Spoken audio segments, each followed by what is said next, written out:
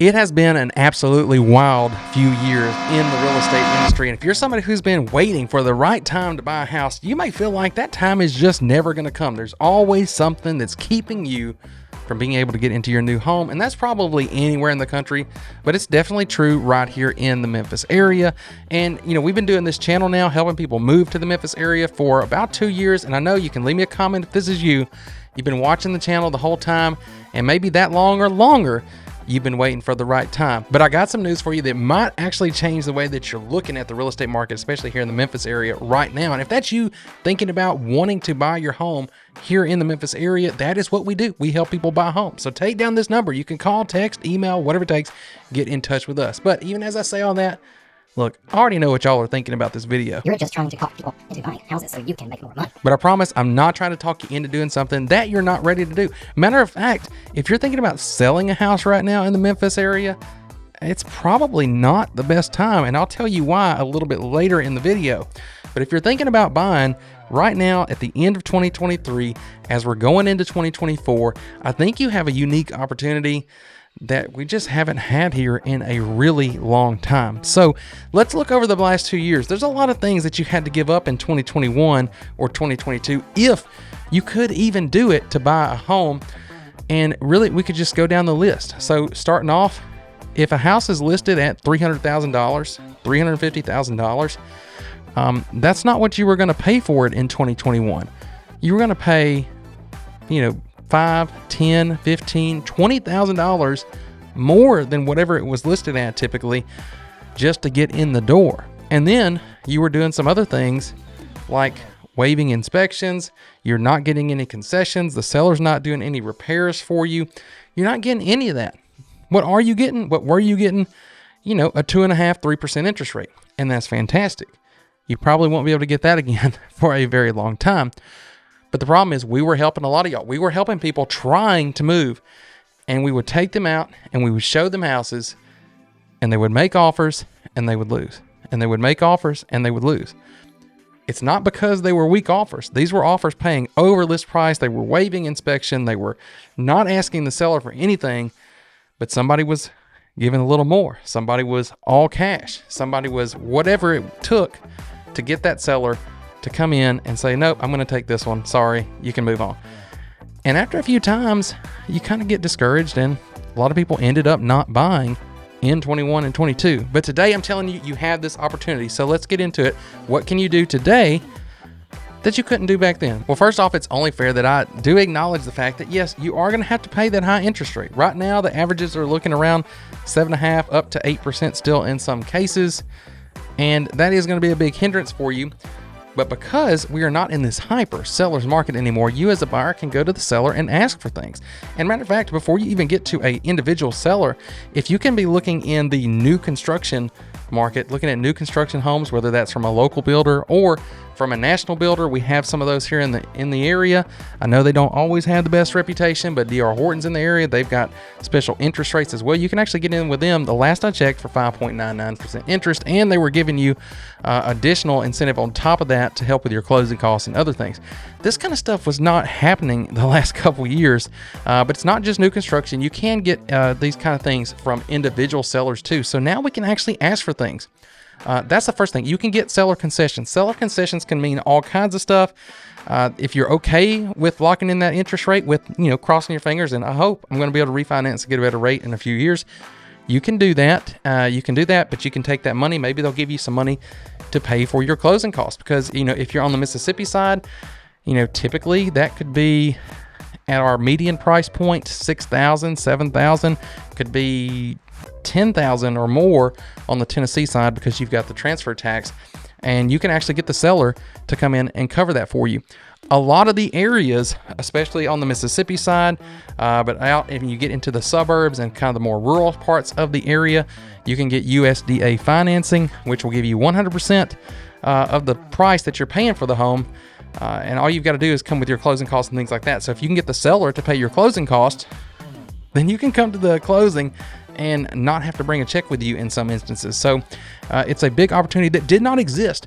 You could not come buy a house with no money or little money in the last couple years. That is something you can do now. Another thing you can do with that seller concession money, if you don't want to use it for closing costs, you can actually use it for a rate buy down. So if you don't want to chance it and hope that you're going to be able to refinance it for a lower rate within a few years, you can actually go ahead and basically do that now on the front end. You just have to pay the difference, and you can do that with the seller money there, and you can sometimes drop down 1 or 2%, depending on how much you can get off of whatever rate you were initially quoted. You buy it down to that new rate.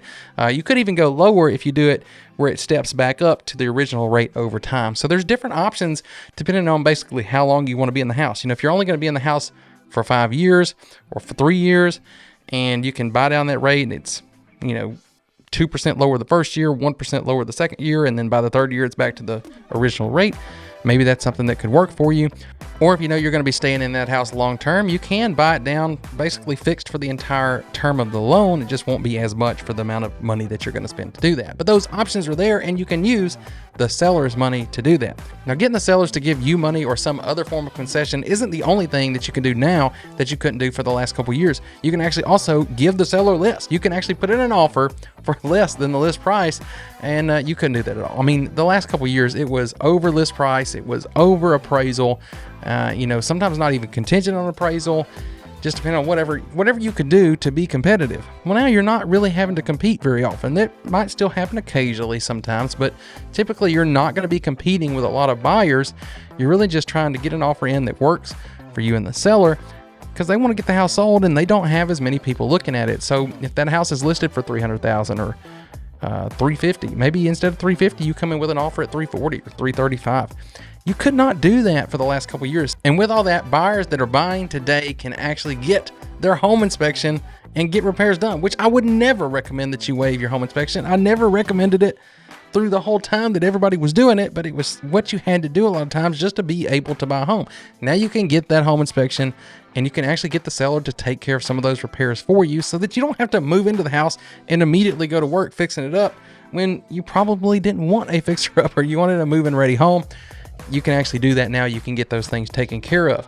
And lastly, and this is a big one for a lot of y'all that are relocating to the area, and again, if that is you, really quick, take down this number. Y'all can call us, text us, email us, whatever it takes to get in touch with us. We can take care of you moving anywhere here in the Memphis Metro area. That is what we do. We hope these videos provide you value, but we love it, y'all. We really love it if we can actually help y'all make that move here. So hit us up if that's you. We'd love to help you out, or love to just answer questions that you may have if we didn't cover it here on the video. But in the last couple of years, if you had a house that you needed to sell before you could buy your house here, and you wanted to put that in an offer and say, hey, this offer is contingent on selling our house in California, in Virginia, or maybe just across town here in Memphis, the sellers were not having it. You just could not win offers with that because there's 5, 6, 7, 8, 9 other buyers ready to go, and they didn't have that contingency. A lot of times they might even be paying cash. So why would a seller take that chance and hope that your house sells when they got a sure thing? It wasn't smart for them to do, and it just made it really difficult for you to even buy. Some people even had to go to third-party companies that would charge an extra 2 or 3% to kind of bridge that together. And that may have been a solution that worked, but now you've got this extra cost. And if you don't go that route, now you've got this stress of I either can't buy, or I need to sell my house, and then I have to go rent somewhere, and then I can buy. It just wasn't a good situation. Now you can avoid all that. You can avoid all that headache. The sellers, 9 times out of 10 now, are going to take that contingency as long as you have your house ready to go on the market, which is going to make things so much easier for you. You can actually come here and buy a house. Now, like I said at the beginning, if you are a seller, you're somebody thinking about selling a house right now, you're not getting the same kind of terms that you would. So if you've heard about your friends, your neighbors down the street selling the house, getting all this great stuff, they're getting way more money than they're asking, they're not having to do anything, those days are gone. That is not here right now. However, this is a little bit of a warning to people who are really thinking I still have to wait to buy. I'm waiting for interest rates to come down. And it's also a warning to potential sellers who are thinking they want to maybe beat the spring rush and get their house on the market right now. I have to say is you might want to wait and just see what happens. Now look, this is going to be my prediction here. We'll see what happens. You can come back to the comment section in 6 months or 9 months and see how this exactly played out. But I'm looking into my crystal ball, which I'm telling you, can I put a disclaimer up on the screen? You can't hold this against me, okay? I'm giving you my prediction, okay?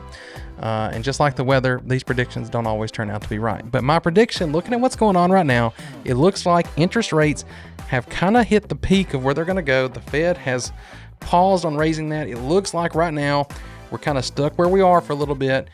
And then, in maybe about 6 months, as we're in the summer, might be spring going into summer, might be summer going into fall, those interest rates are going to start to slowly start to creep back down.